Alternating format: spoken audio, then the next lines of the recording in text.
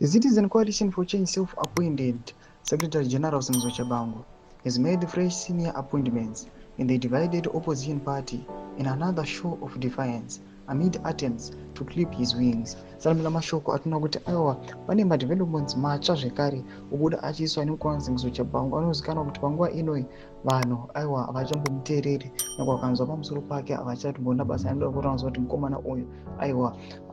he really disappointed chizvaro chinge Zimbabwe Nobo subscribe oleko tano beleko tibina panapa banaure the news jam danyira chiti. On Monday, a High Court judge reserved judgment in a case where Triple C interim leader Wishman Move wanted Tshabangu's recent reshuffle with the party's leaders in parliament reserved on the grounds that he had no authority to make the appointments.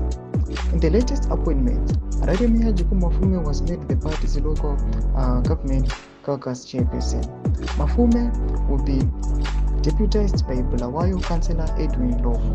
Bulawayo Councillor Nyando Lofu was named the spokesperson of the caucus. Doma Shoko anobuda achitopa panapa madevelopments amurikona kuti aiwa kunyange vana Washington vachizama kuda kumisa aiwa maappointments kana kuchinjwa kunoitwa naanana Singso Tshabangu aiwa vanoona kuti Singso Tshabangu aratidza kuti he is a figure anyatsonekwa kuti haasimbori mukomana wekuopposition munhu atitori aiwa DNA yethe regime nokuti zvese zvaanopinda achinodeclare mukoti even muparliament hazvimbononoki zvinonge zvakatoapproviwa imi kunyange mune